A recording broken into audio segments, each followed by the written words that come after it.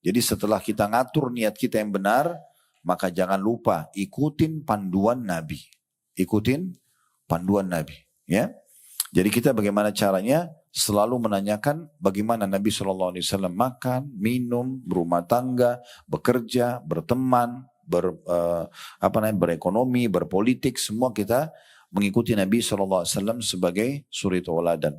Cukuplah Bapak Ibu sekalian kalau kita dulu mungkin belum faham agama. Kita malah idola kita selain Nabi SAW. Sekarang kita sudah belajar, harus belajar. Kita harus menjadikan beliau sebagai suri tauladan kita. Apa saja Nabi bolehkan gak sih? Nabi kerjakan gak sih? Selalu gitu. Dan tanamkan kepada anak-anak kita sekarang cinta kepada Nabi SAW. Karena beliau utusan Allah. Manusia terbaik. Orang yang paling sukses menjadi suami, menjadi ayah, menjadi sahabat, menjadi pemimpin, menjadi pedagang, jadi politikus. Semuanya orang kalau mau sukses ikutin. Ya, dan Allah sebutkan dalam surah Al-Ahzab itu. Surah nomor 33. Laqad kana lakum fi rasulillahi uswatun hasanah. Pada diri Rasulullah SAW ada suri tauladan yang baik untuk kalian. Allahu Rabbi wal Islamu dini wa Muhammadan Rasulullah. Assalamualaikum warahmatullahi wabarakatuh. Alhamdulillah, tidak pernah berhenti lisan kita memuji dan memuja Allah Subhanahu wa taala atas segala nikmat dilimpahkan kepada kita. Terutama selalu kita ingatkan nikmat Islam dan iman. Karena dengan Islam dan iman kita jadi mengenal siapa yang menciptakan alam semesta ini, termasuk menciptakan kita dan apa tujuan kita ada di muka bumi ini, serta mana yang boleh kita nikmati dan kerjakan, makanan, minuman, pakaian, pendapatan, pergaulan, dan segala macam hal yang membuat roda kehidupan bisa berjalan, dan mana yang tidak boleh. Dan dengan itu setiap muslim akan mendapatkan kualitas dalam tuntunan hidup mereka. Serta di akhirat nanti akan dibalas dengan surga yang abadi. Dan ini sebuah nikmat yang harusnya kita selalu syukuri dengan dua susunan kata Alhamdulillah. Selanjutnya kita panjatkan salam hormat kita kepada utusan Allah Nabi besar Muhammad sallallahu alaihi wa alihi wa sahbihi wasallam, sebagaimana Allah telah perintahkan kita untuk mengucapkan salam hormat tersebut. Baik, melanjutkan pada buku kita yang ditulis oleh Abdul Latif bin Najis Al-Ghamidi, 100 ide praktis mendidik keluarga menjadi saleh. Dan ini pada pertemuan yang pertama, walaupun kita dalam kondisi online, namun sudah kami titik beratkan. Dan ini juga setiap kali kita bedah buku, selalu kami ingatkan yang sama. Selalu baca daftar isi buku itu terlebih dahulu, agar kita tahu apa yang diinginkan oleh penulis. Jadi kita bisa baca, kita bisa fahami, kita bisa renungi. Kemudian nanti cari dari semua daftar isi itu poin yang paling menggelitik buat kita, yang paling membuat kita ingin membaca. Lalu kemudian kita mulai baca dari situ. Nanti dari situlah Bapak Ibu sekalian kita akan terfikir untuk menyelesaikan isi buku secara totalitas. Nah, seperti itu kurang lebih penjelasan kita yang lalu, dan kita juga sudah membahas masalah renungan yang disebutkan oleh penyusun buku. Itu juga selembar saja, tapi sebuah renungan yang menarik untuk kita bahas. Saya ulangi kembali untuk mengingatkan. Kata penulis, seseorang senantiasa dalam kebaikan selama dia selalu memikirkan kebaikan. Selalu pikirannya dari ketaatan kepada ketaatan yang lainnya, dari kebaikan kepada kebaikan yang lainnya. Tidak ada celah dalam diri dia untuk memikirkan hal-hal yang negatif. Maka selama pikirannya positif, baik, maka juga akan membawa dia pada kebaikan. Juga sibuk mencari kebaikan, menelisik jalan-jalan kebaikan, dan tidak ada kebaikan bagi seseorang yang memberikan kebaikan kepada orang lain namun melupakan orang terdekatnya. Ini satu persatu sudah kita bedah pada Kamis yang lalu ya. Artinya kita harus dahulukan pasangan hidup, anak-anak, orang tua, saudara, baru kemudian kita melebar keluar rumah ya, kalau kita ingin berbagi kebaikan tersebut. Lalu beliau memberikan contoh seperti pohon labu yang tumbuh di sebidang tanah namun berbuah di bidang lainnya. Ini demi Allah adalah aib yang besar, kata beliau. Lalu disebutkanlah syair yang masyhur. Beliau mengatakan, seperti burung unta yang menelantarkan telurnya di padang hampa, lalu ia menyelimuti telur burung lain dengan sayapnya. Ini sudah Kita bedah waktu itu menjadi 3 bagian, lalu kita mengambil mutiara ilmunya. Juga sudah kita bahas pada pertemuan yang lalu panjang lebar sampai selesai tentang muqaddimah yang ditulis oleh penulis tentunya. Dan bagaimana penulis mengingatkan kepada kita tentang pentingnya seseorang itu selalu di atas kebaikan. Di antaranya paragraf yang menarik itu di halaman 1, sungguhnya di antara kewajiban yang paling wajib, tanggung jawab yang paling besar, dan amanah yang paling penting adalah amanah atas seorang muslim untuk mendidik keluarga. Yang dimulai dari diri sendiri, dia menjadi seorang praktisi, sebagai suami, sebagai istri, sebagai ayah, sebagai ibu. Ya, dia menjadi seorang praktisi, kemudian orang-orang yang menjadi tanggung jawabnya, yang terdekat, lalu yang lebih dekat. Sesuai dengan firman Allah subhanahu wa ta'ala dalam surah Tahrim ayat 6. Ya ayyuhalladzina amanu qu anfusakum wa ahlikum nara wa quduhan nasu wal hijaratu 'alaiha malaikatun giladun shidadun la ya'sunallaha ma amarum wa yaf'aluna ma yu'marun. Wahai orang-orang yang beriman, peliharalah diri kalian dan keluarga kalian. Yang digarisbawahi adalah keluarga kalian. Karena kita sedang membahas tentang 100 ide praktis mendidik keluarga agar menjadi keluarga yang baik atau keluarga yang selamat tentunya ya. Di istilah lain keluarga yang saleh. Hai orang beriman, peliharalah diri kalian dan keluarga kalian dari api neraka yang bahan bakarnya adalah manusia dan batu, penjaganya adalah malaikat-malaikat yang kasar dan keras, yang tidak durhaka kepada Allah terhadap apa yang Allah perintahkan kepada mereka dan selalu melaksanakan apa yang Allah titahkan. Kata beliau, maka seorang muslim bertanggung jawab tentang mereka. Ini saya masih reviewkan saja dulu ya, supaya connect bahasan kita dengan hari ini. Saya ingatkan kembali. Maka seorang muslim bertanggung jawab tentang mereka. Dia akan dihisap terkait dengan mereka. Seorang suami pada istrinya, istri pada suaminya. Kalau tidak saling mengingatkan kebaikan atau membiarkan kemungkaran, itu malah jadi masalah buat mereka nanti di akhirat. Begitu juga seorang ayah dan ibu kepada anak-anak mereka. Jadi maka seorang muslim bertanggung jawab tentang mereka. Dia akan dihisap terkait mereka dan dihukum manakala melalaikan pendidikan mereka. Pendidikan bukan sesuatu yang insidental atau perkara tidak penting atau pemikiran sambil lalu saja atau sekedar terlintas dalam benak, akan tetapi pendidikan adalah hajat mendasar, perkara yang harus, urusan yang akar-akarnya menancap di masa lalu yang telah pergi untuk menyeberangi masa kini yang berjalan dan membentang ke masa yang akan datang. Maksudnya tidak bisa kita berharap anak kita menjadi seorang hafidh dan hafidhah, menjadi anak-anak yang saleh dan salihah. Sementara kita ingin itu terjadi spontanitas. Yang benar adalah bagaimana kita merancang itu dan membuat program-program sehingga betul-betul bisa berjalan. Dan apa yang kita tanam di hari ini kita akan panen di hari esok. Kalau dari sekarang Bapak Ibu sekalian tidak pernah mengajarkan kepada anaknya tentang sholat, lalu kemudian berharap nanti anaknya menjadi ahli sholat, yang selalu sibuk dengan sholat wajib dan sholat sunnah, maka itu tidak mungkin terjadi. Atau kita berharap mereka menjadi penghafal Al-Quran, sementara atau ahli Al-Quran, sementara kita tidak pernah sama sekali memperdengarkan ayat-ayat Al-Quran pada mereka, tidak pernah juga mengikutkan mereka pada saat sudah meranjak anak-anak, bukan lagi balita atau bayi, anak-anak untuk ikut dalam program-program tahfidz Quran atau minimal TPA dalam tahsinnya misalnya. Atau kita tidak pernah membiasakan, kita berharap anak kita menjadi seorang yang dermawan, tapi kita tidak pernah didik mereka untuk berbagi minimal dengan saudaranya misalnya, ya, terus kemudian kepada orang tuanya, kepada tamu-tamu yang datang, maka tidak mungkin anak itu tiba-tiba spontanitas menjadi orang yang suka memberi satu sama yang lainnya. Dan seterusnya, semua itu harus diprogramkan. Dan juga tidak kalah penting harus dimulai. Tidak ada kata terlambat. Ya, selalu saja dimulai dan coba lihat skala prioritas dalam memberikan masukan kepada mereka.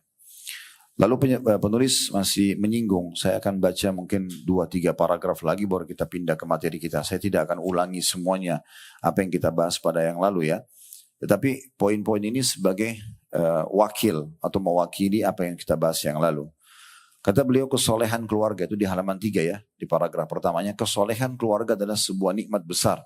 Di saat dapat suami yang soleh, istri yang soleha, anak-anak yang soleh, mertua, orang tua, ipar, semuanya adalah orang-orang yang baik. Itu nikmat yang besar dan karunia mulia dari Allah. Tidak ada yang merasakannya, mengetahui keutamaan dan mengenal kadarnya kecuali orang yang terhalang meraihnya.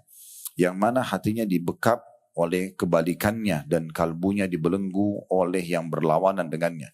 Maksudnya, kalau orang betul-betul peduli dengan masalah ini sehingga dia membentuk keluarga yang saleh, pasangannya, anak-anaknya, keluarganya, semuanya, hal-hal yang baik didukung, hal-hal yang salah diingatkan, maka itu adalah nikmat yang paling besar. Dan ini tidak akan luput kecuali dari orang yang tidak peduli dengan itu.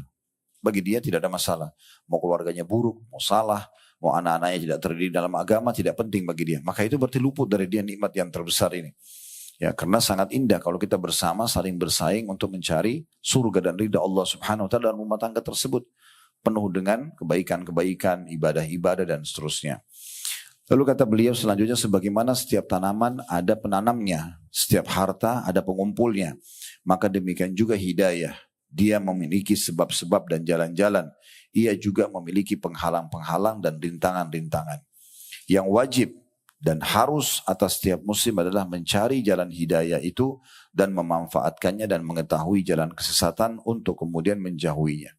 Sampai sini saya bacakan, tentunya selebihnya ini adalah tambahan penjelasan tentang masalah makna hidayah dan bagaimana kita bisa meraihnya, dan sudah panjang lebar kita jelaskan pada pertemuan yang lalu. Saya tidak ulangi lagi. Hidayah intinya adalah petunjuk yang Allah Subhanahu wa taala berikan kepada hamba-hambanya. Seperti misalnya adanya keinginan untuk melakukan kebaikan, adanya keinginan untuk meninggalkan kesalahan. Nah, semua itu adalah hidayah dari Allah SWT. Dia tidak bisa kalau tidak diraih dan tidak dicari dan berusaha untuk meniti jalannya. Dan setiap kali ada sinyal hidayah, jangan disia-siakan. Sederhana sekali, terbangun malam hari, lalu kemudian ada bisikan untuk sholat malam. Berdiri dan sholat malam saja. Ada orang miskin, kemudian terpikir untuk bersedekah, jangan ditunda, langsung dieksekusi saja. Dan seterusnya semuanya ya, haji, umroh, majelis ilmu, apa saja panggilan kebaikan, intinya seorang muslim mengikuti jalan hidayah itu yang memandu dia dari kebaikan kepada kebaikan yang selanjutnya. Jadi dia tidak ada celah untuk melakukan keburukan-keburukan.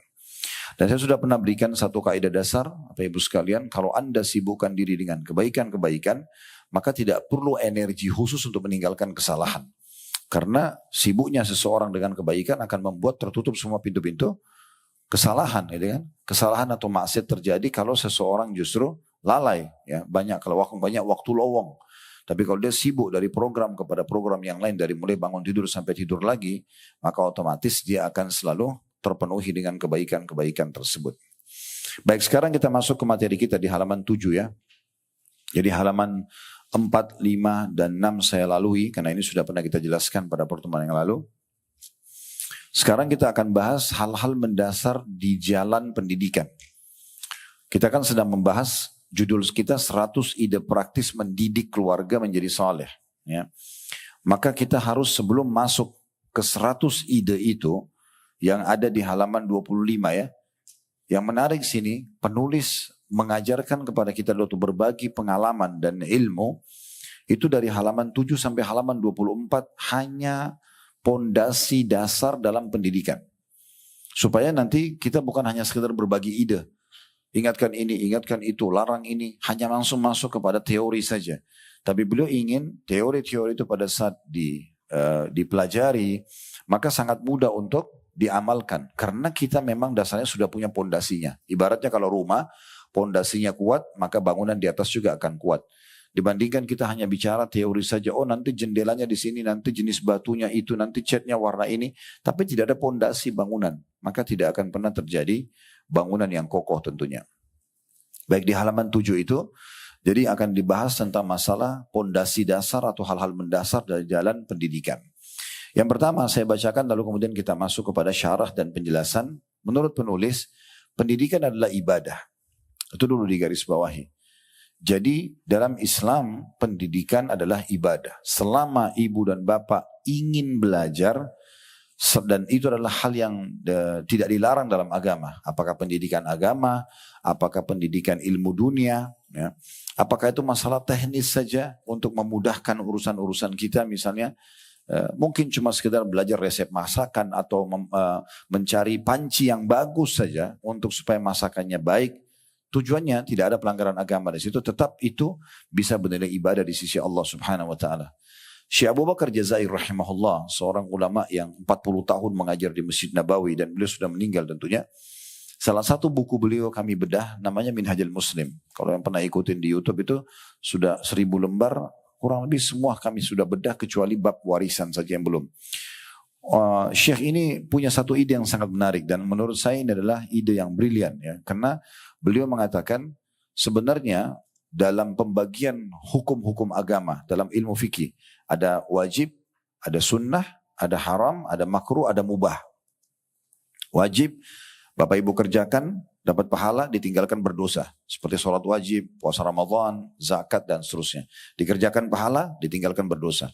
Yang sunnah itu dikerjakan pahala, ditinggalkan tidak berdosa. Seperti amalan-amalan sunnah. Sholat sunnah, qobliyah, ba'diyah, sholat duha, zikir, baca Quran. Ini semua amalan-amalan sunnah yang kalau dikerjakan dapat pahala, ditinggalkan tidak berdosa.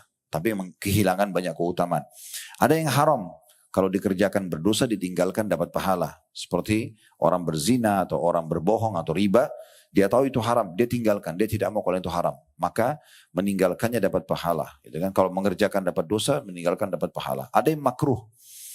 Mengerjakannya tidak berdosa, tapi kalau ditinggalkan berpahala. Seperti makan dan minum berdiri misalnya. Itu kan hukumnya makruh ya. Kemudian kalau dia minum dan makan berdiri tidak berdosa. Tetapi kalau dia duduk lebih ada pahalanya. Nah itu namanya hukumnya makruh. Kemudian yang kelima, yang terakhir mubah. Mubah itu dikerjakan tidak berdosa, ditinggalkan juga. Dikerjakan tidak berpahala, ditinggalkan tidak berdosa. Seperti makan, minum, tidur, mandi, olahraga. Ini hukumnya mubah. Nah tapi pesan Syekh Abu Bakar Jazair adalah bagaimana seorang muslim cerdas dalam menjadikan semua perintah-perintah yang terbagi 5 ini menjadi pahala semua buat dia. Kalau yang wajib sudah jelas, dikerjakan dapat pahala, ditinggalkan dapat dosa. Berarti dia mengejar supaya jangan ketinggalan hal yang wajib itu. Kalau yang sunnah, dia memilih potongan awalnya. Kayak misalnya kan definisi sunnah itu mengerjakan dapat pahala, meninggalkan tidak berdosa. Jangan diambil potongan terakhirnya. Oh meninggalkan tidak berdosa. Nah, sudahlah saya nggak usah salat sunnah. Karena toh mengerjakan pahala tapi saya tidak dosa kok kalau saya tidak kerjakan. Nah jangan diambil potongan, oh saya kalau tidak kerjakan tidak apa-apa. Bukan itu, tapi pilih potongan pertamanya, mengerjakannya berpahala. Umroh, sholat sunnah, puasa sunnah, berzikir, baca Quran. Definisinya adalah kalau dikerjakan berpahala, ditinggalkan tidak berdosa. Jangan diambil potongan terakhirnya, meninggalkannya tidak berdosa. Atau dengan bahasa kan cuma sunnah, enggak. Kita ambil, oh berarti saya kejar keutamaannya. Kemudian juga yang haram, meninggalkan dapat pahala. Mengerjakannya dapat dosa, meninggalkan dapat pahala. Berarti setiap ada peluang untuk mengerjakan dosa, tinggalkan. Sehingga akhirnya ada pahalanya. Setiap orang di antara kita akan terbisikan melakukan pelanggaran agama. Tapi di saat ada bisikan itu datang dari syaitan, dia selalu menepis. Menepisnya ini ada pahalanya. Ini kecerdasan orang dalam menjadikan supaya semuanya yang dia dapatkan itu pahala, ibadah jadinya. Begitu juga dengan hal yang makruh, dilarang. Daripada Bapak Ibu makan dan minum berdiri, duduk saja. Susahnya apa? Gitu kan? Walaupun sebenarnya kalau makan minum berdiri tidak berdosa. Tetapi yang diambil kalau makruh, potongan yang keduanya. Karena makruh itu kalau dikerjakan tidak berdosa, tapi kalau ditinggalkan berpahala. Kenapa nggak ditinggalkan? Kan gitu. Nah sekarang kita fokus ke mubah. Mubah itu adalah sesuatu yang dikerjakan tidak berpahala, ditinggalkan juga tidak berdosa. Seperti mandi, makan, tidur, olahraga. Nah kita bisa, kata Syekh Abu Bakar Rahimahullah, mengemas yang mubah ini, seperti makan, minum, tidur, toh itu rutinitas kita dalam sehari-hari, ubah dia menjadi sunnah, pindah level. Bagaimana caranya? Dengan niat saja. Diniatkan, makan itu bukan hanya sekedar menghilangkan lapar. Minum bukan hanya sekedar menghilangkan dahaga. Tidur bukan hanya sekedar menghilangkan letih. Ya, mandi bukan hanya sekedar menghilangkan gerah. Gitu kan? Olahraga bukan hanya sekedar mencari kesehatan. Tapi kita niatkan untuk memberikan hak jasad. Karena ada hadis Nabi SAW, sesungguhnya segala sesuatu punya hak. Lalu disebutkan dan dirimu punya hak. Jadi daripada ibu mandi dan bapak sekalian mandi hanya gerah nih mandi. Hanya itu saja. Hukumnya mubah. Dikerjakan tidak pahala, ditinggalkan tidak dosa. Ubah dia menjadi sunnah. Bagaimana caranya? Allah yang menciptakan saya, Allah yang mendatangkan rasa gerah itu sehingga saya tidak nyaman, dan Allah pula yang memandu saya, dengan mandi saya jadi segar. Kan gitu. Maka saya ingat niat dalam hati untuk memberikan hak jasad saya. Karena Allah yang mendatangkan gerah ini dan Allah juga yang memberikan kita rasa segar kalau sudah menghilangkan gerah itu. Niat mandi untuk memberikan hak jasad. Lapar bukan hanya sekedar aduh lapar makan. Enggak. Tapi bagaimana kita niat memberikan hak jasad. Memberikan hak jasad pada saat haus. Menjadikan hak jasad pada saat olahraga. Maka berubahlah hukum mubah itu menjadi sunnah. Nah ini tambahan informasi dan penjelasan dari potongan awal saja. Karena beliau mengatakan pendidikan adalah ibadah. Nah bagaimana kita mengemas semua bisa jadi ibadah termasuk hal yang mubah. Lalu dikatakan pendidikan adalah ibadah yang mendatangkan pahala bagi seorang hamba. Kebaikannya di dalam mendidik menghadirkan balasan baik dari Allah. Balasan baik ini dari dua sisi ya. Di dunia dan di akhirat. Semua orang yang melakukan ketaatan Allah berikan balasan di dua dunia ini. Di dua kehidupan ini. Dunia dan akhirat. Ya, akan diberikan balasannya. Di dunia orang yang melakukan ketaatan-ketaatan ibarat seorang pegawai di perusahaan yang berprestasi. Dia akan mendapatkan balasan dia. Namanya harum, banyak teman-temannya, jabatannya jadi tinggi. Begitulah orang yang patuh itu begitu di dunia. Allah kasih kesehatan, Allah kasih pasangan hidup, Allah kasih ini, Allah kasih itu, segala macam. Nanti di akhirat Allah akan berikan lagi balasan lebih besar daripada itu dengan surga yang abadi. Nah seperti itu. Karena itu kata penulis, niat di dalam mendidik harus diikhlaskan dan dimurnikan karena Allah. Poin ini juga perlu digarisbawahi ya, ikhlas. Karena tujuannya untuk Allah. Tidak ada hubungannya sama sekali dengan indikasi dunia. Sedikit saja terhubungkan dengan indikasi dunia, ikhlasnya hilang. Makanya dalam sebuah hadis yang sahih disebutkan oleh Al-Mundhiri dalam kitab Targhib Tarhib beliau, dalam bab jihad. Ada bab khusus beliau tulis, judulnya larangan popularitas ya, di dalam berperang atau beribadah. Dari bab jihadnya. Di salah satu hadisnya adalah ada seorang sahabat bertanya begini. Mengatakannya Rasulullah. Bagaimana kalau ada orang ikhlas berperang? Dia betul-betul tulus mau berjihad di jalan Allah. Tetapi diikuti sedikit saja. Dengan perasaan ingin popularitas. Ingin dikenang sebagai seorang prajurit. Seorang pahlawan. Yang berjasa dan segala macam. Apa dapat pahala? Maka Nabi SAW mengatakan tidak ada pahalanya. Orang itu mengulangi sampai 3 kali Nabi ulangi. Lalu Nabi SAW mengatakan, sesungguhnya Allah tidak akan menerima sebuah amalan kecuali yang ikhlas karenanya. Jadi sedikit aja diindikasikan, dihubungkan dengan itu, maka tidak ada gunanya. Ya? Maka ikhlaskan karena Allah Subhanahu Wa Taala. Ibu dan bapak sekalian hadir di majelis ilmu begini, ikhlaskan karena Allah Subhanahu Wa Taala. Bukan hanya sekedar diajak teman, bukan hanya sekedar meramaikan majelis, bukan hanya sekedar testimoni, atau apalah indikasi yang lain, tidak ada. Saya datang, saya mau dengar ilmu. Apa yang Allah firmankan, apa yang Rasulullah sampaikan. Bahkan dalam majelis ilmu kita tidak perlu melihat siapa yang menyampaikan, tapi apa yang disampaikan. Kalau itu benar, kita terima. Ya, seperti itu kurang lebih indikasi orang ikhlas. Ya, tetapi kalau dia tidak ikhlas, dia harus memilih siapa yang menyampaikan, atau materinya apa, atau misalnya tempatnya nyaman atau tidak.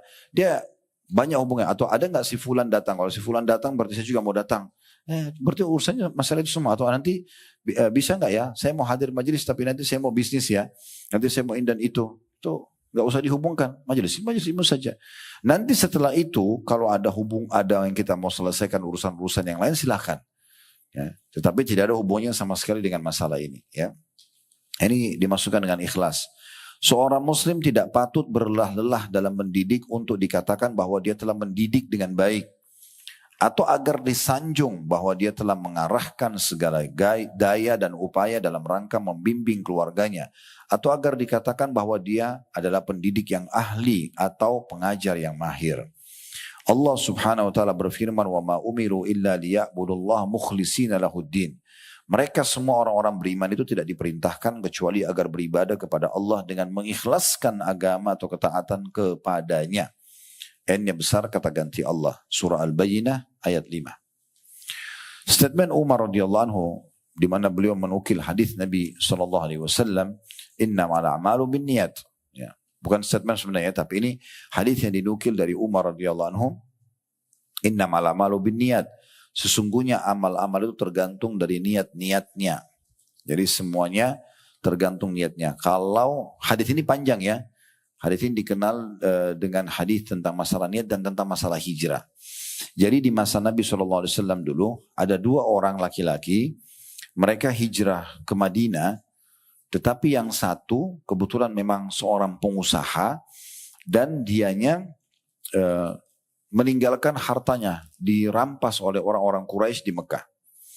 Yang satu lagi karena istrinya nggak mau beriman. Sehingga akhirnya tinggal di Mekah, dia niat, dia dengar di Madinah ada seorang wanita terkenal cantik dan soleha, dia ingin nikahi. Lalu kedua ini ngobrol, sementara hijrah ke Madinah. Yang satu mengatakan, nanti kalau saya tiba di Madinah, ini sambil hijrah ya, waktu itu hijrah hukumnya wajib. Harus pindah ke Madinah, karena di Mekah tidak bisa ibadah lagi. Maka yang satu mengatakan, saya nanti kalau tiba di Madinah akan mulai bisnis saya. Yang satu mengatakan, saya nanti kalau tiba di Madinah akan menikahi seorang wanita yang bernama Indan itu. Waktu Nabi SAW dengar itu, Nabi SAW mengatakan, innamal a'malu binniyat. Semua itu sesuai dengan niatnya, wa innamal likulli imri'in ma nawa.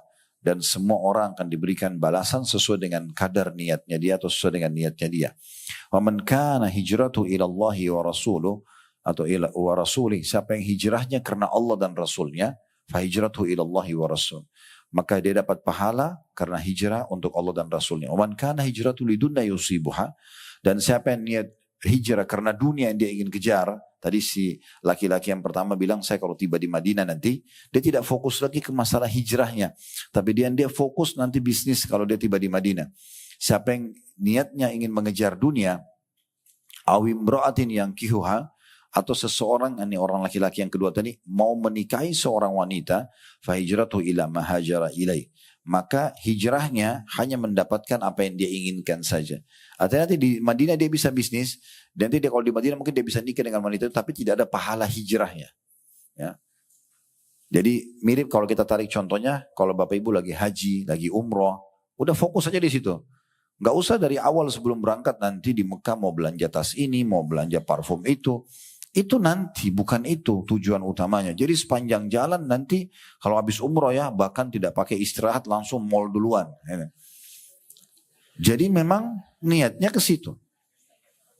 Akhirnya Allah mudahkan. Dia dapat produk yang dia mau, parfum yang dia mau, tas yang dia mau. Tapi nggak ada, pahalanya jadi kurang. Bahkan bisa mengganggu. Mungkin sementara tawaf pikirannya tentang merek-merek tas. Ya. Sementara sa'i mungkin dia pikirin abaya mana yang dia mau beli. Kan gitu. Atau jilbab yang mana, atau segala macam. Nah ini contohnya. Ya. Jadi harusnya betul-betul kita niatkan umroh. Selesai umroh semuanya, selesai haji, ada waktu lowong silakan. Itu kayak sampingan saja. Kayak sampingan, itu adalah pelengkap saja. Ya. Karena tujuan kita diciptakan untuk ibadah. Ini makan, minum, beli pakaian, ini kan pernak-perniknya. Bukan tidak boleh, tapi jangan dibalik. Jangan sampai malah yang merupakan inti daripada ibadah itu kita sia-siakan. Itu sayang sekali. Ya. Sayang sekali. Dan subhanallah niat ini kalau Bapak Ibu bisa arahkan dan dikontrol dengan benar, itu luar biasa ya. Saya ingin berbagi begini. Tadi subuh subhanallah di masjid dekat rumah saya sempat jelaskan. Kebetulan memang terlintas di kitab yang kami bedah. Sebuah hadis Nabi SAW di dalam bab niat. Waktu Nabi SAW pergi perang Tabuk. Tabuk ini ada satu nama kota di Saudi ya. Dulu di masa Nabi SAW sebelum beliau meninggal, sekitar 2-3 bulan sebelum meninggal, Nabi pernah membentuk pasukan lalu menyerang Tabuk. Tabuk itu dikuasai oleh bangsa Romawi pada masa itu. Ini peperangan terakhir Nabi. Dan akhirnya orang-orang Romawi tidak berani menghadapi Nabi SAW karena raja mereka, kaisar mereka bernama Heraklius, itu pernah masuk Islam beberapa waktu sebelum itu. Waktu Nabi SAW kirimkan surat dan mengajak dia Muslim, dia masuk Islam. Tapi dia murtad lagi dari Islam karena dia takut kehilangan kerajaannya. Maka Nabi SAW waktu mengepung wilayahnya, dia bilang sama prajurit-prajuritnya. Waktu itu jumlah pasukan umat Islam cuma 30.000 orang. Jumlah pasukan Romawi 250.000 orang. Kalau secara kuantitas harusnya mereka menang. Tapi Heraklius bilang sama prajurit-prajuritnya, ini orang yang sedang mengepung wilayah kita, seorang Nabi. Saya tahu benar. Dia yang disebutkan dalam Injil, dia Nabi ini orang. Kalau kita keluar melawan pasti kita kalah. Udah nggak usah hadapi. Maka waktu itu umat Islam mendapat kemenangan karena orang-orang Romawi tidak berani menghadapi muslimin. Kan begitu. Waktu Nabi SAW pulang ke Madinah dengan membawa kemenangan, umat Islam jadi semangat dan dijanjikan pahala jihad karena setiap langkah mereka itu pahala semua. Apalagi di saat itu lagi musim panas. Kalau Bapak Ibu baca tentang perang Tabuk itu luar biasa ujiannya karena penduduk Madinah pendapatan utama mereka kurma. Dan pasukan perang Tabuk yang Nabi wajibkan waktu itu semua laki-laki sehat dewasa harus ikut. Tidak boleh tidak ikut kecuali punya udzur saja. Sakit, orang tua yang sangat pikun, ya, lemah, perempuan, anak kecil boleh tidak ikut. Tapi laki-laki yang sehat nggak boleh, wajib semuanya ikut. Yang tidak ikut dianggap berdosa waktu itu, ya, di perang Tabuk itu. Maka Nabi SAW gerakkan pasukan, sementara besok itu sudah akan panen kurma. Nah kurma ini pendapatan utama masyarakat Madinah. Besok panen, semua laki-laki harus pergi. Lalu siapa yang akan petik kurma itu? Maka diwajibkan pada saat itu. Tapi orang-orang beriman pergi. Orang-orang munafik mereka tidak mau. Mereka mengatakan untuk apa kita pergi di musim panas gitu kan. Lebih baik kita tunggu dulu panen segala macamnya. Allah turunkan firman-Nya, "Qul naru jahannam asyaddu harra." Katakan hai Muhammad, neraka jahanam lebih panas daripada cuaca yang mereka khawatirkan itu. Yang jelas pada saat pergi Nabi janjikan mereka pahala yang besar, pahala jihad karena setiap langkah kaki mereka dihitung pahala. Kemudian juga tempat-tempat yang mereka lewati akan jadi saksi hari kiamat. Banyak sekali keutamaan jihad yang mungkin kalau kita rinci satu persatu itu sangat panjang ya bahasannya. Tapi yang jelas waktu Nabi SAW sudah pulang dari perang dan membawa kemenangan, beliau mengatakan begini kepada prajurit-prajurit dikumpulkan, habis sholat lalu Nabi bilang, sesungguhnya ada kaum, ada sekelompok orang di kota Madinah yang kita tinggalkan, tidak ikut dengan kita. Tetapi tidak ada lereng-lereng gunung, lembah-lembah, padang pasir yang kita lewatin, bahkan harta yang kita infakkan, ya, kecuali mereka bersama kita di pahala. Sama persis pahalanya. Padahal mereka di Madinah. Karena mereka terhalangi oleh uzur. Riwayat lain mereka terhalangi dengan penyakit. Nah, di sini hadisnya ulama rincikan tentang masalah bagaimana bisa orang tidak ikut berperang tapi dapat pahala lengkap perang karena punya udzur. Apa udzurnya? Udzurnya misalnya dia cacat fisik. Ya, udzurnya misalnya dia sakit. Udzur misalnya dia nggak punya tunggangan untuk pergi berperang atau dia tidak punya keterampilan perang. Tidak bisa dia ikut, tidak ada persenjataan dia. Artinya secara agama dia diizinkan ya untuk tidak ikut. Tapi semangat dalam hati dan niatnya ingin sekali berperang. Hanya dengan itu saja Allah berikan pahala yang besar. Pesannya begini. Kalau teman-teman melihat siapapun berbuat baik. Atau apapun perbuatan baik depan mata kita. Contoh misalnya, kita lewat sebuah masjid, lagi mampir sholat di situ. Atau lewat saja. Anggaplah di sekitar tempat ini misalnya ada masjid yang bagus, ramai muslimin sholat di situ. Jangan hanya sekedar bilang, bagus ya masjidnya, ramai ya masjidnya. Terus dapat apa? Apa manfaatnya omongan itu? Coba hubungkan dengan niat. Jalankan hadis Nabi SAW, manusia 4 golongan. Yang pertama yang terbaik adalah yang Allah berikan ilmu dan harta. Dia punya ilmu agama yang luas, dia juga kaya raya, lalu dia menghabiskan keduanya di jalan Allah. Ini manusia terbaik. Makanya jadikan doa kita, ya Allah karuniakanlah aku ilmu dan harta dan mudahkan aku untuk menghabiskan di jalanmu. Kan gitu. Golongan kedua yang Allah berikan ilmu tapi nggak punya harta. Golongan pertama ini sibuk bangun masjid, rumah anak yatim, biayai jihad, biaya anak yatim, janda-janda segala macam dibiayai sama dia. Nah golongan yang kedua punya ilmunya, dia tahu teorinya, keutamaan jihad itu besar, keutamaan bangun masjid besar, keutamaan biaya anak yatim besar, tapi dia nggak punya harta, dia cuma punya ilmu, dia tahu. Kata Nabi SAW, golongan kedua ini dengan tulus dan niatnya yang benar, dia berkata antara dia sama Tuhannya, ya Allah kalau seandainya engkau karuniakan aku seperti yang engkau karuniakan kepada tadi golongan pertama, maka aku akan buat yang sama. Tapi dia tulus, ikhlas, dia betul-betul mau. Artinya kalau Allah kasih dia harta, betul-betul dia akan bangun masjid seperti orang yang pertama tadi. Dia akan bantu biaya anak yatim, dia akan ini dan itu. Maka kata Nabi SAW, dengan niatnya yang benar ini, fahuma fi ajri sawa. Maka mereka sama pahalanya. Sama pahalanya. Jadi ini pentingnya kita mengontrol niat kita, Sehingga betul-betul kita bisa meraih pahala dengan sangat banyak hanya dengan niat dan tulus memang kita ingin mengerjakan itu. Ya, banyak sekali contoh dalam masalah ini. Semua kebaikan tentunya ya. Contoh misalnya kemarin haji. Ada orang pergi haji, kita nggak pergi haji misalnya. Allah belum berikan izin kita untuk haji. Atau misalnya ada halangan, sakit. Misalnya belum terkumpul harta cukup untuk bayar haji misalnya. Tapi jangan haramkan diri kita. Jangan cuma bilang, oh enak ya si fulan atau si fulana pergi haji. Enggak. Kenapa kita enggak? Niat antara kita sama Allah. Enggak usah diucapin sama orang lain. Antara kita sama Allah. Ya Allah, kalau seandainya engkau berikan aku peluang seperti orang-orang ini, aku akan haji juga. Kalau bapak dan ibu ikhlas karena Allah, Allah kasih pahala haji. Seperti itu. Jauh lebih besar daripada itu. Masjidil Haram di Mekah. Saya pernah duduk merenung di Ramadan menjelang buka puasa. Berapa banyak yang didapat pahala sama Raja Saudi nih.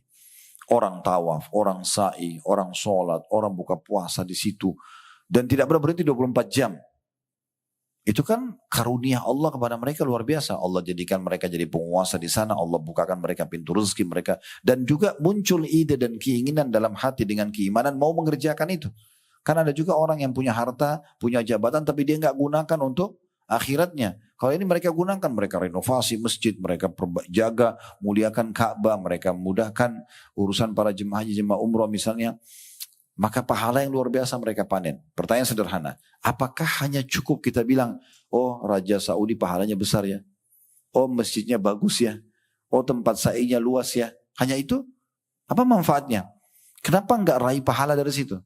Kenapa enggak kita bilang misalnya, ya Allah dengan tulus antara kita sama Allah, kalau seandainya engkau karuniakan atau aku kesempatan seperti Raja Saudi, aku akan buat yang sama. Apa susahnya niat begitu? Antara kita sama Allah. Bukan mustahil Allah berikan kita pahala mereka. Dan terlalu banyak contoh yang lebih besar lagi daripada itu. Para sahabat Nabi, para tabi'in, para ulama-ulama yang menebarkan ilmunya dari masa dulu. Ada Imam Syafi'i, Imam Ahmad, Imam Abu Hanifah, Imam Malik. Ulama-ulama besar yang mereka memang tidak bisa kita jangkau ilmu mereka. Nggak bisa gitu. Ya. Karena luasnya ilmu yang Allah kasih. Mereka bahkan seperti Ibnu Qayyim rahimahullah pernah menyusun sebuah buku namanya Zadul Ma'ad. Itu kurang lebih 4-5 jilid. Ya. Di musim haji saja. Perjalanan haji pulang bisa susun buku 5 jilid. Itu luar biasa. Saya kadang-kadang di musim haji mau nyusun 2-3 tema saja butuh waktu. Ya. Karena ada kesibukan juga aktivitas haji, ngurus jemaah segala macam. Tapi beliau bisa susun buku sampai 5 jilid dan bukunya jadi rujukan sampai sekarang. Ada ulama-ulama yang punya ilmu yang luas dan mereka praktisi, mereka mengamalkan itu. Kita nggak bisa jangkau. Bagaimana caranya supaya bisa raih pahala seperti mereka? Niat, gitu kan? Kita niatkan tapi tulus antara kita sama Allah. Kalau seandainya saya punya kesempatan seperti dia, saya akan lakukan yang sama. Berapa banyak raja-raja yang adil, mereka meraih pahala dengan keputusan mereka, gitu kan? Berapa banyak para mujahidin yang masuk medan perang, yang mereka yang mati syahid menumpahkan darahnya mendapat pahala. Berapa banyak para dermawan, donatur mengeluarkan harta mereka ratusan miliar, triliunan di jalan Allah Subhanahu wa taala, mereka meraih surga ya dengan itu. Kita mungkin tidak bisa kerjakan apa yang mereka kerjakan, tapi kita bisa mengejar mereka dengan hadis ini. Karena kata Nabi SAW, golongan kedua tadi yang Allah hanya kasih teorinya saja. Dia punya ilmu tapi nggak punya hartanya. Lalu dia mengatakan tulus antara dia sama Allah, ya Allah kalau engkau karuniakan aku seperti engkau karuniakan golongan pertama tadi, yang dikasih ilmu dan harta dan sibuk menghabiskan di jalan Allah, maka aku akan buat yang sama. Dengan keikhlasan dia dan niat yang baiknya, kata Nabi SAW, fahumma fi ajri sawa, maka mereka sama pahalanya. Jadi seperti itu harusnya kita cerdas dalam mengatur niat kita. Sebaliknya, jangan pernah niat untuk mengikuti para pelaku dosa. Itu bahaya sekali. Karena golongan yang ketiga dari 4 ini, golongan pertama yang terbaik Allah kasih ilmu dan harta dihabiskan jalan Allah. Golongan kedua cuma ilmu tapi nggak punya harta. Cuma dia niat ingin seperti golongannya pertama. Golongan ketiga ini adalah orang yang buruk. Allah kasih dia harta melimpah tapi nggak punya ilmu, nggak pernah mau belajar. Jadi Bapak Ibu bisa duduk majelis ilmu begini mau belajar tuh bagus sekali. Berapa banyak orang di luar sana mampu finansial tapi mereka nggak mau belajar. Akhirnya nggak tutup aurat, akhirnya mabuk-mabukan, akhirnya narkotika, akhirnya perselingkuhan, akhirnya zina, akhirnya segala macam. Ini kan jadi masalah karena dia nggak punya ilmunya. Golongan ketiga ini buruk kata Nabi SAW. Dia punya harta tapi nggak punya ilmu. Dia nggak pernah mau tahu sumbernya halal atau tidak, nggak penting bagi dia. Ini buruk ini. Ya. Kemudian golongan keempat lebih buruk lagi. Orang yang tidak Allah kasih ilmu, udah bodoh agama, gak punya harta, miskin lagi. Tapi yang dia contohi, yang dia lihat golongan ketiga.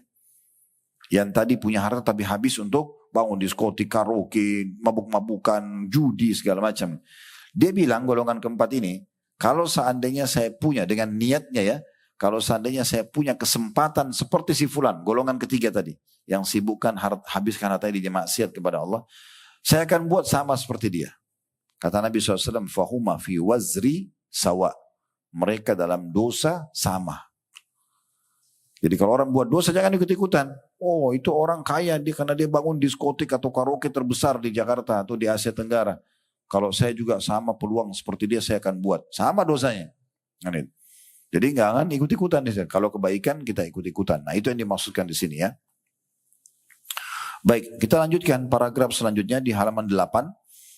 Di samping itu harus mengikuti petunjuk Rasulullah SAW sesuai dengannya. Karena petunjuk beliau adalah yang terbaik. Garis bawahi dulu poin ini. Jadi setelah kita ngatur niat kita yang benar, maka jangan lupa ikutin panduan Nabi. Ikutin panduan Nabi. Ya.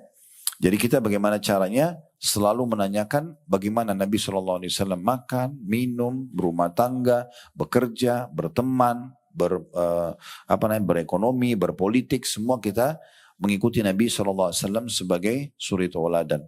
Cukuplah Bapak Ibu sekalian kalau kita dulu mungkin belum faham agama. Kita malah idola kita selain Nabi SAW. Sekarang kita sudah belajar, harus belajar. Kita harus menjadikan beliau sebagai suri tauladan kita. Apa saja Nabi bolehkan gak sih? Nabi kerjakan gak sih? Selalu gitu. Dan tanamkan kepada anak-anak kita sekarang cinta kepada Nabi SAW. Karena beliau utusan Allah. Manusia terbaik. Orang yang paling sukses menjadi suami, menjadi ayah, menjadi sahabat, menjadi pemimpin, menjadi pedagang, jadi politikus. Semuanya orang kalau mau sukses ikutin. Ya, dan Allah sebutkan dalam surah Al-Ahzab itu. Surah nomor 33. Laqad kana lakum fi rasulillahi uswatun hasanah. Pada diri Rasulullah SAW ada suri tauladan yang baik untuk kalian. Baik, saya ulangi paragrafnya. Di samping itu, maksudnya selain niat yang lurus, harus mengikuti petunjuk Rasulullah SAW sesuai dengannya, sesuai dengan petunjuk beliau. Karena petunjuk beliau adalah yang terbaik. Cara beliau adalah yang paling sempurna. Dan sunnah beliau adalah yang paling sesuai. Mengikuti Nabi SAW dalam mendidik keluarga beliau adalah keharusan, bukan pilihan. Tidak ada pilihan untuk menghindar darinya dan berkelit. Siapa yang pilih selain didikan Nabi, maka pasti dia akan juga mengikuti pendidiknya. Mengikuti Nabi maka akan sama dengan Nabi gitu kan. Buah-buah pendidikan beliau sudah jelas hasilnya. Hasil-hasilnya terbukti nyata. Tidak mengapa mengambil faedah dari metode pendidikan modern selama ia tidak bertentangan dengan apa yang Rasulullah SAW bawa. Dari Aisyah radhiyallahu anha, beliau menukil dan berkata, Rasulullah SAW bersabda, "Man ahdatha fi amrina hadha ma laysa minhu fahuwa rad." Dalam riwayat lain, fahuwa mardud.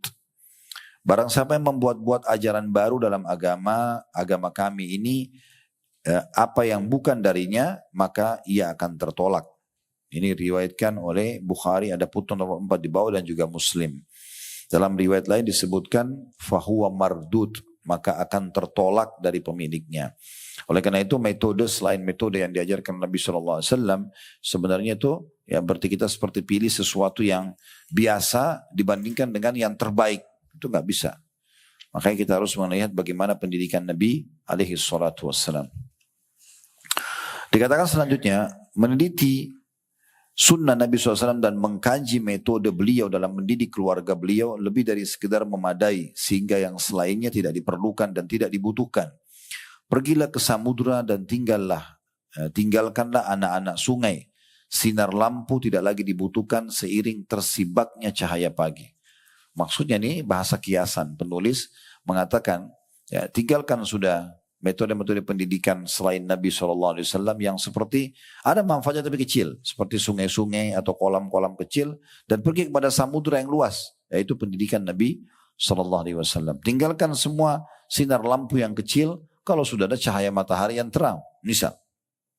Maka maksudnya adalah fokuslah kepada pendidikan yang diajarkan oleh Nabi SAW. Di masa kita alhamdulillah, para ustadz, para kiai kita sudah menyampaikan di visual dan audio, di media-media, dan juga banyak sekali buku-buku terbit yang membahas tentang masalah pendidikan Nabi SAW. Baik, yang kedua yang harus diperhatikan dalam pendidikan. Jadi selain kita harus memperhatikan di poin pertama, jadikan pendidikan itu sebagai ibadah dan jadikan sebagai target utama kita, dan diikuti dengan syarat ikhlas kepada Allah dan mencontohi Nabi Muhammad SAW. Nah, ini digarisbawahi. Kemudian yang kedua, agar pendidikan kita memiliki pondasi yang kuat, Bapak Ibu sekalian, adalah berharap pahala dari Allah saat menggeluti lahan ini. Para penceramah bukan hanya sekedar mencari amplop uangnya, para pengajar bukan hanya sekedar mencari popularitas misalnya atau pujian, ya. Atau mungkin teman-teman panitia pengajian begini bukan hanya sekedar memanggil orang-orang saja kumpul rame-rame, enggak. Betul-betul memang dia ingin mengejar pahalanya. Ya, yang dijadikan target bagaimana? Pahala. Saya sampai membahasakan juga kepada teman-teman di CS, di travel kami, saya bahasakan, jangan jadikan target utama gaji kalian. Gaji akan didapatkan. Tapi pikirkan dan ikhlaskan niat, cari pahala dari setiap jemaah haji, jemaah umrah. Bayangkan kalau kita mudahkan urusannya, pendaftarannya, visanya, apalah semua, pembayarannya, transfernya, semua ini terlibat. Maka dari pertama dia berangkat sampai dia pulang, kita panen pahalanya. Sujudnya, doanya, tawafnya, sa'inya, hanya karena memudahkan saja urusan orang dalam ibadah. Dan begitu seterusnya ditarik dalam setiap aktivitas kita. Jadi targetnya bagaimana mengejar pahala dari Allah saat menggeluti lahan ini. Pendidikan itu berat, tidak mengenal rehat, ya.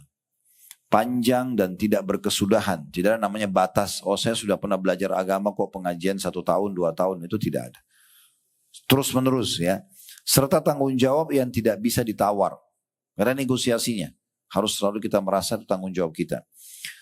Seorang pelaku ibadah hanya mendapatkan apa yang dia niatkan dalam rangka mendapatkan pahala dari Allah. Pikiran paling baik adalah pikiran yang tertuju untuk keluarga. Nafkah yang paling utama adalah nafkah yang diberikan kepada kerabat. Dan usaha yang paling baik adalah yang dikerahkan untuk buah hati. Jadi maksudnya di sini penulis sudah mulai mengerucut memberikan penjelasan kepada kita. Kejar pahala dari setiap pendidikan untuk diri kita atau orang lain. Dan kalau selain diri kita sendiri, kita harus mulai memikirkan yang lebih terdekat. Keluarga dulu. Kemudian mengerucut lagi kepada kerabat-kerabat dari keluarga itu kerabat terdekat, orang-orang terdekat, lalu mengerucut lagi kepada anak-anak. Dari Thauban radhiyallahu anhu dia berkata, Rasulullah SAW bersabda, "Afdalu dinarin yunfikuhu rajul dinarun ala iyalihi." 1 dinar terbaik adalah 1 dinar yang seseorang infakkan untuk keluarganya. Hadis ini diriwayatkan oleh Muslim. Bisa juga makna iyal itu, kalau orang Arab biasa mengatakan iyali itu artinya anak-anakku, ya, atau anak-anak. Di sini maksudnya bagaimana seseorang itu setelah targetnya mencari pahala dari alam pendidikan ini, maka juga dia pikirkan biaya yang dia keluarkan. Ya, jadi dalam pendidikan itu nggak usah perhitungan. Sulit sekali mempersatukan antara ilmu yang bagus, yang dalam dengan pelit. Nggak bisa ketemu. Memang harus dikeluarkan.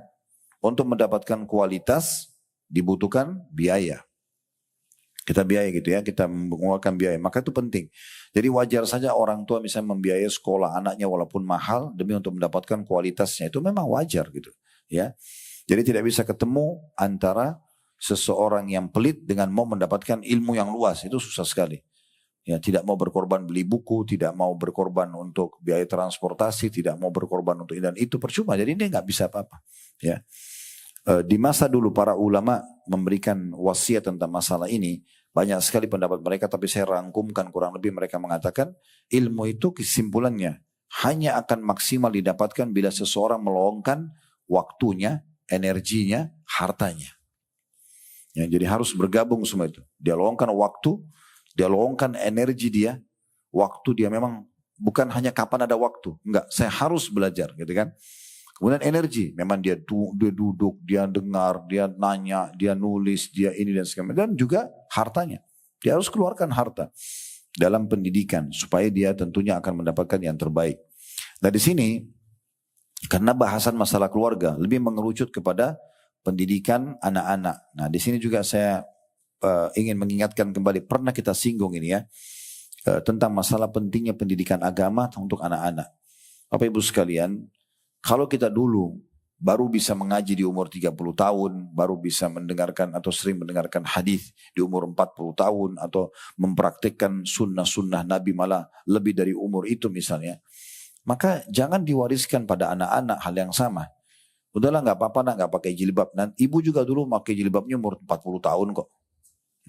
Kenapa harus itu yang diwariskan?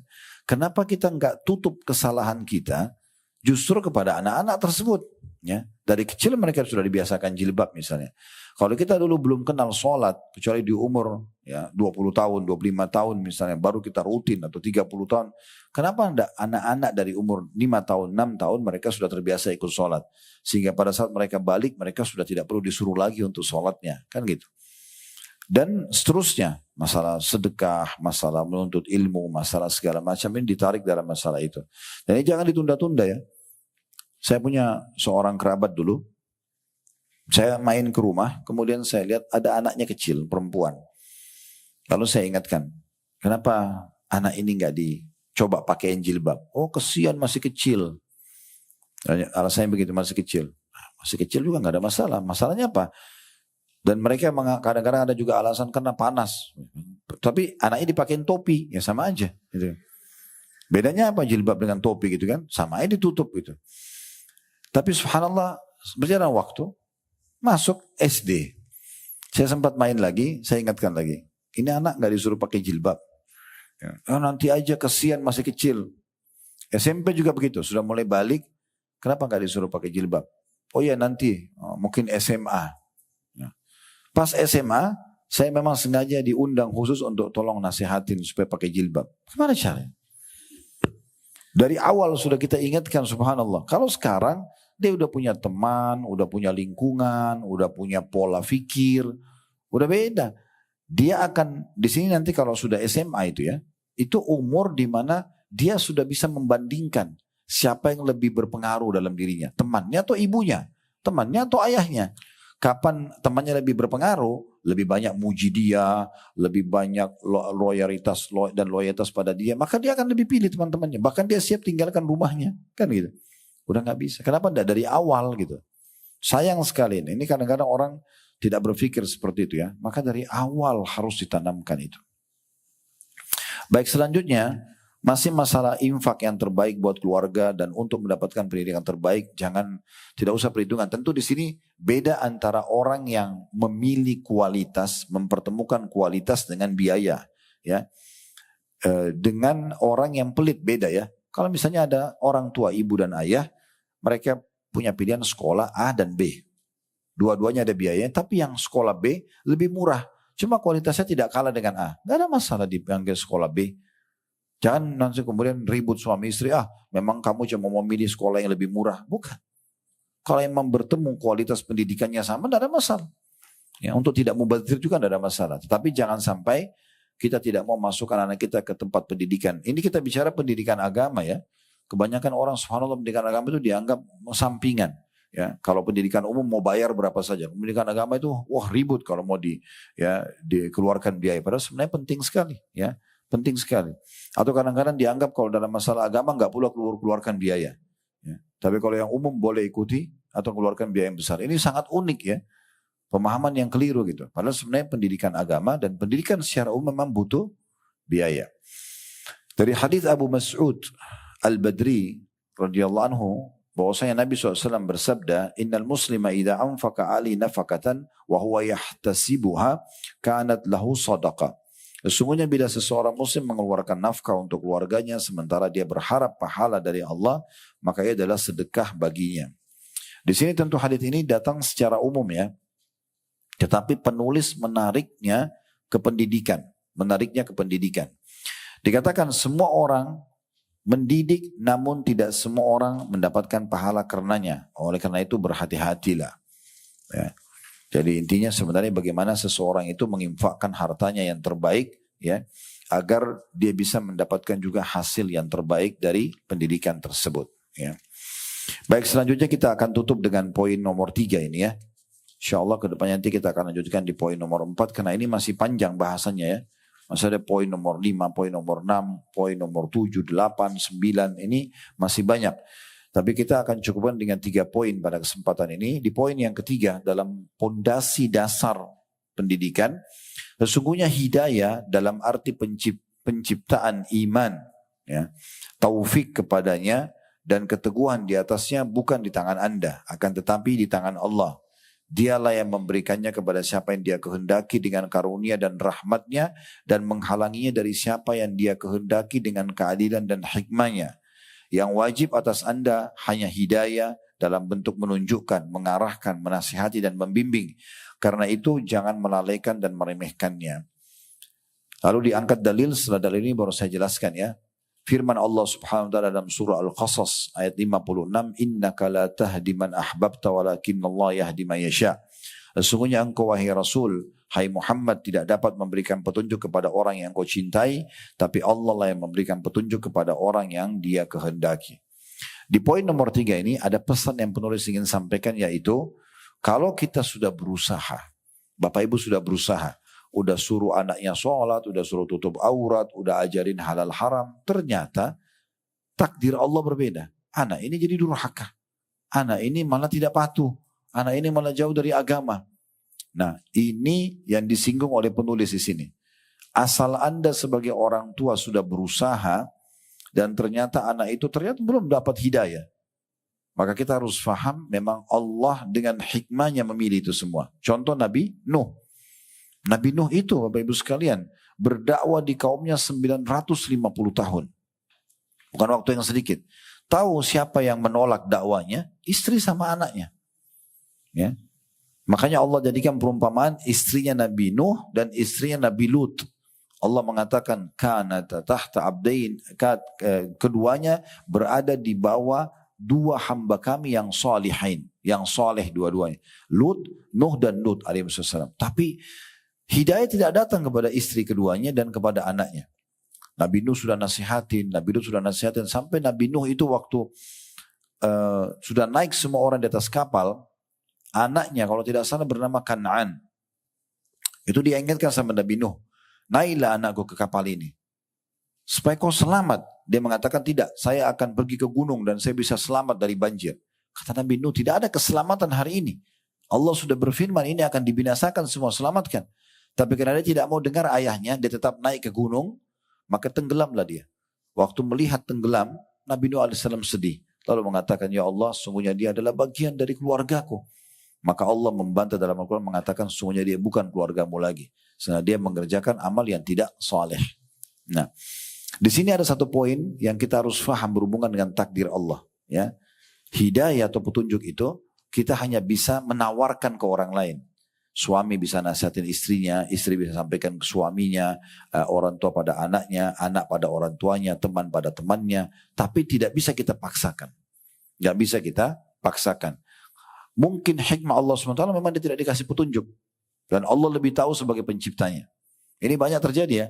Kalau kasus anak sama istri, Nabi Lut sama Nabi Ibrahim. Kalau Nabi Nuh sama Nabi Lut. Kalau kasus orang tua, itu adalah Nabi Ibrahim alaihissalam. Ayahnya Azar didakwahi, diajak, tidak mau beriman. Tidak mau beriman gitu. Dan ayat ini yang baru kita baca surah Al-Qasas ayat 56 adalah Nabi Muhammad SAW dengan paman beliau sendiri Abu Talib. Abu Talib ini seumur hidupnya semenjak Nabi dinobatkan jadi Nabi, itu dia membela terus. Sampai pernah ada satu pemukiman di sekitar pemukiman masyarakat Mekah di masa itu dikenal dengan Syi'ib Abi Talib. Pemukimannya Abu Talib. Itu pernah di situ diboikot Nabi SAW dengan suku Abu Talib ini 3 tahun oleh Quraisy. Gak boleh ada yang menikah sama mereka, gak boleh ada yang kasih makanan, gak boleh. Pokoknya diboikot. Ya, pada saat itu selama 3 tahun. Tapi Abu Talib dalam kondisi tetap menyembah berhala, dia membela Nabi, dia bela ponakannya. Tapi subhanallah pada saat dia lagi sakit keras, sudah mau meninggal, Nabi datang di bawah kakinya lalu mengatakan, wahai paman, ucapkan la ilaha illallah. Saya akan bantu kamu dengan itu di hadapan Allah hari kiamat. Karena pamannya belum masuk Islam. Di atas kepalanya ada teman dekatnya.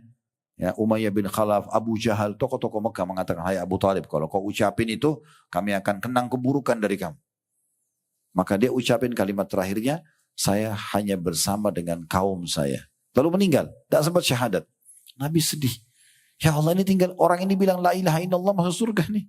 Karena bantu Nabi semasa hidupnya. Karena sedih, Allah turunkan Al-Qasas 56. Innaka la tahdi man ahbabta walakin Allah yahdi man yasha. Sesungguhnya hai Muhammad, engkau tidak dapat memberi petunjuk kepada orang yang kau cintai. Tapi Allah lah yang memberi petunjuk kepada orang yang dia kehendaki. Ya. Saya subhanallah pernah kedatangan banyak kasus di tengah-tengah masyarakat, di tengah-tengah umat ini. Ada yang pernah datang kepada kami, seorang laki-laki muslim. Dia taat sama istrinya. Tidak tahu kenapa tiba-tiba istrinya terpengaruh dengan lingkungan dia. Tiba-tiba buka hijab, tiba-tiba jauh dari agama. Orang ini datang kepada saya, Ustaz, apa yang harus saya lakukan? Kesian istri saya ini, begini dan begitu. Saya berikan saran-saran, dia coba lakukan, tetap tidak mau. Bahkan lebih jauh dari istrinya ajukan perceraian, ya, ayo cerai. Lalu dia tanya saran saya seperti apa? Udah, saya bilang menikah saja sama wanita salihah. Untuk apa berharap dari wanita yang tidak mau dekat sama Allah dan jauh memang meninggalkan dia lagi. Alhamdulillahnya dia menikah dan dia bahagia sekarang gitu. Sudah berjalan gitu. Tetapi subhanallah begitu hidayah.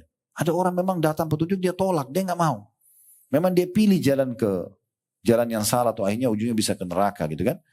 Dan kita harus tahu teman-teman sekalian, umur kita ini sangat terbatas. Antara kita dengan surga dan neraka ini hanya kematian saja. Ya.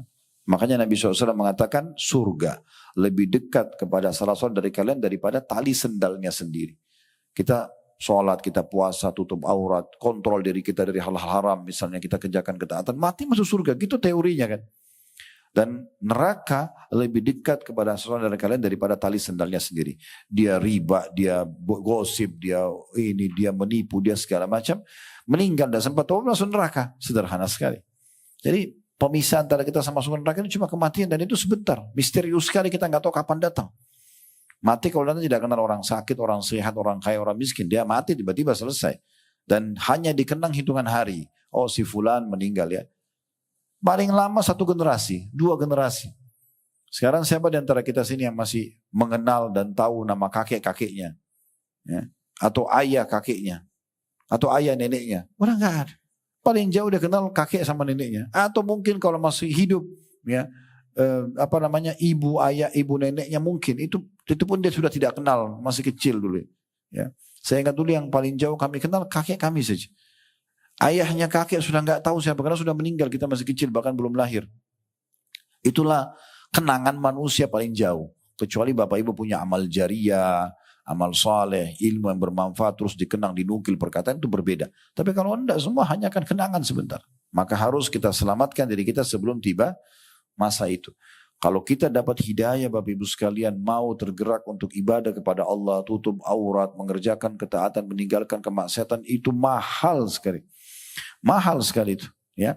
Tergerak selalu untuk mau haji dan umrah, tergerak untuk hadir majelis ilmu, tergerak untuk berzikir, untuk bersedekah. Itu bagus untuk hidayah, jaga baik-baik.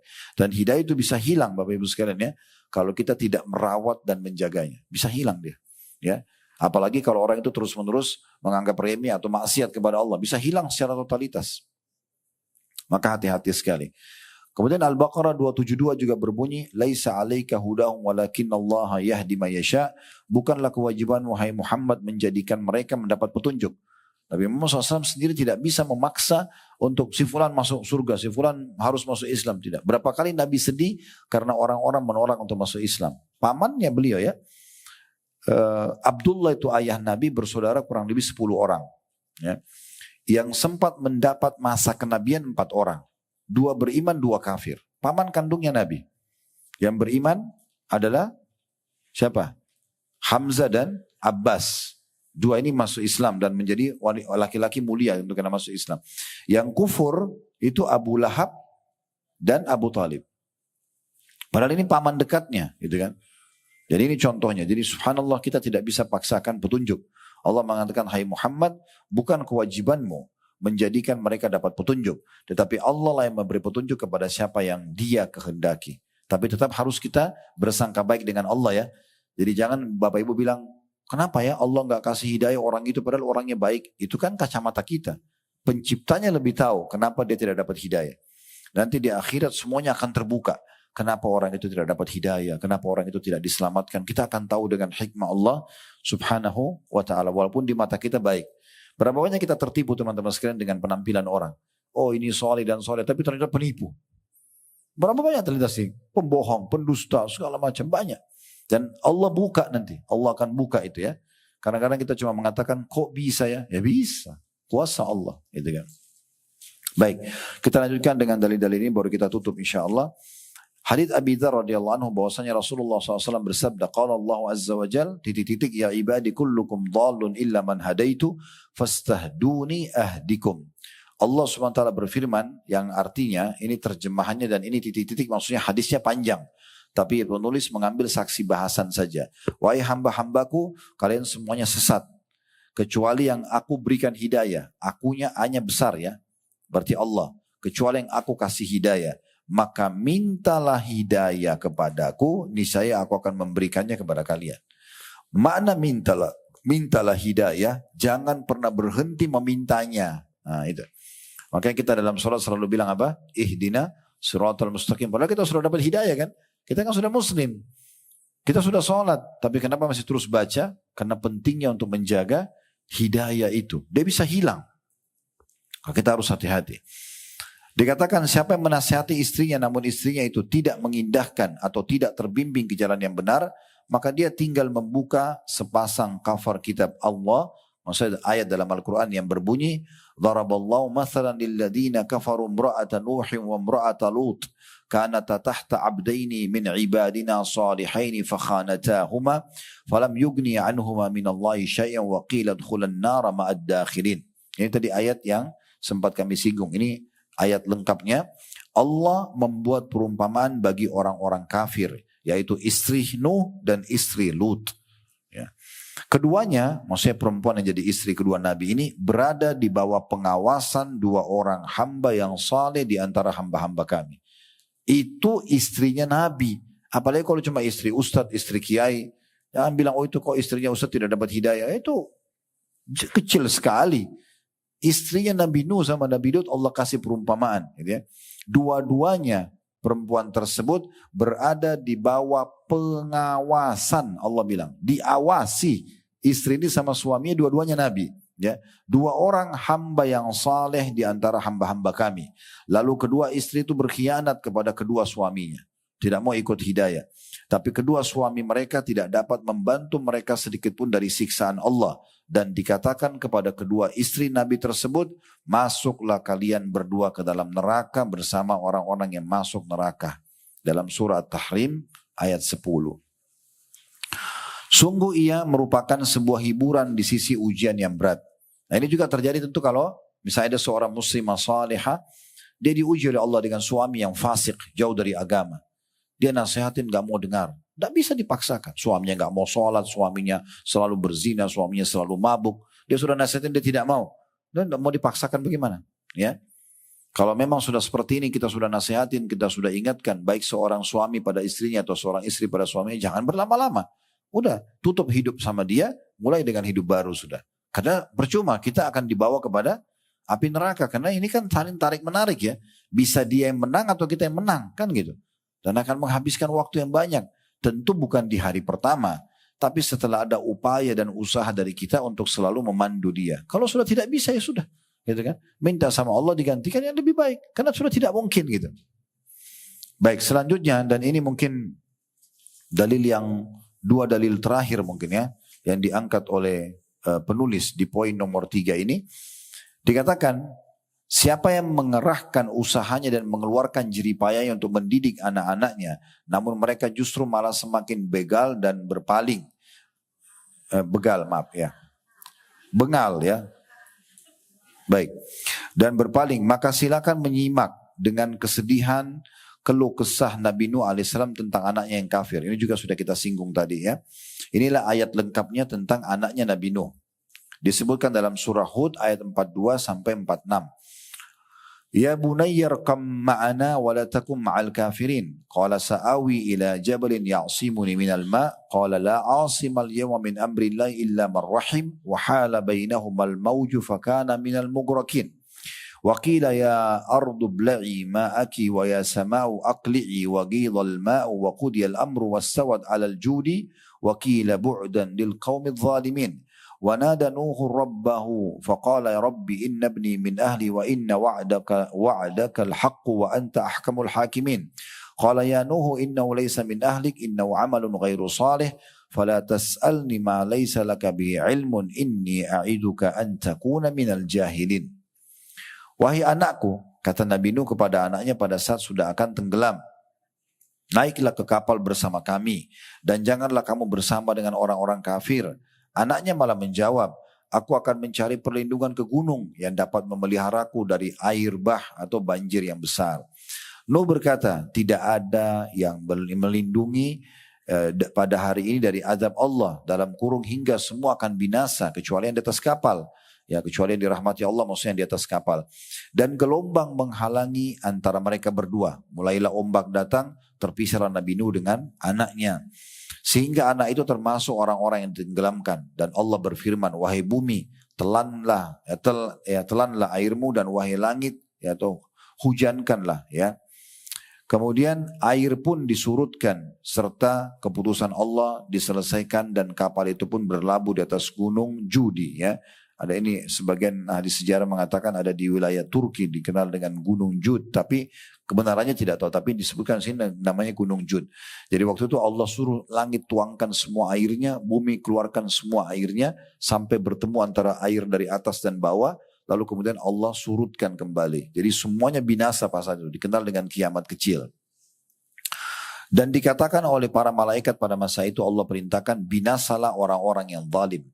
Dan Nuh berseru kepada Tuhannya sambil berkata, sebagai ayah dia masih punya kasih sayang sama anaknya, dia mengatakan, wahai Tuhanku, ya, sesungguhnya anakku termasuk keluargaku dan sungguhnya janjimu itu adalah benar dan engkau adalah hakim yang paling adil. Maksudnya ini berharap tolong masih bisa gak selamatin anakku.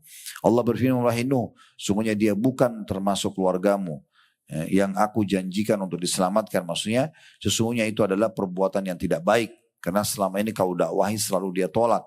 Sebab itu janganlah kamu memohon kepadaku sesuatu yang kamu tidak mengetahui hakikatnya.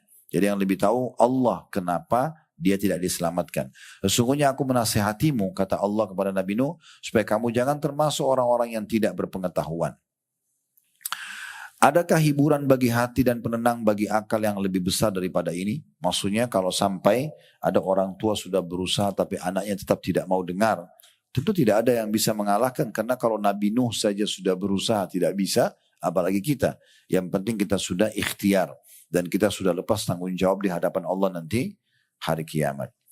Siapa yang mengerahkan usahanya dan memberikan apa yang dimilikinya untuk bapak dan ibunya, namun dia belum melihat cahaya hidayah atau tanda respon yang baik, maka silakan juga membaca ucapan Al-Khalil Ibrahim alaihissalam. Kalau tadi contoh orang tua pada anaknya, sekarang terbalik, anak pada orang tuanya. Ada kan sebagian juga gitu, anak-anak sudah dapat hidayah, dia nasihati ibu sama ayah, ibu ayahnya tidak mau dengar.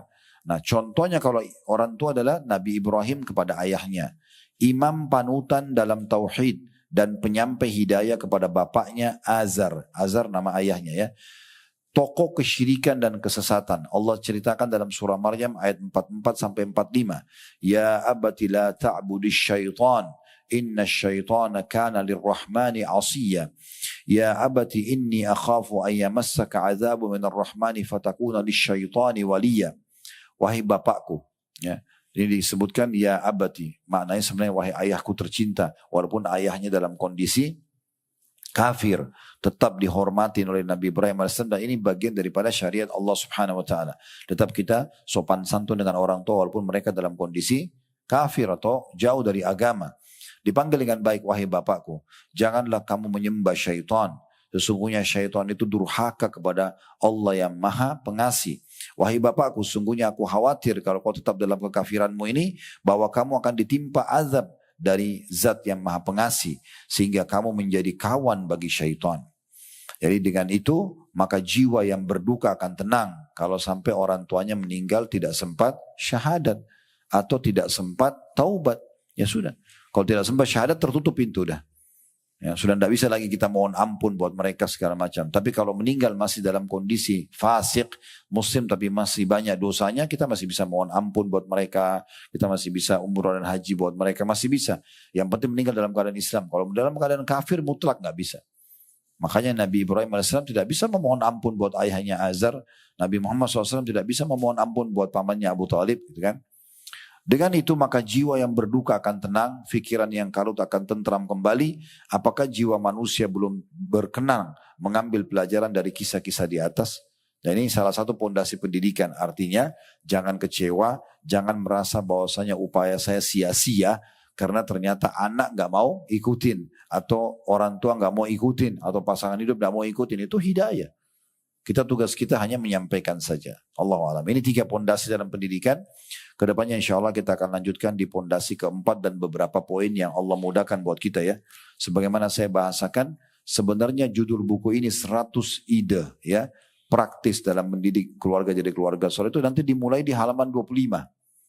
Jadi ini betul-betul pondasi yang beliau ajarkan, masukkan kepada kita supaya nanti kuat baru kita masuk ke ide-ide tersebut. Ya, dan kita akan mudah untuk nanti mempraktekkan. Nanti dikasih tanda di halaman 25 itu baru masuk 100 ide untuk mendidik keluarga. Walaupun nanti diglobalkan di beberapa poin penting saja.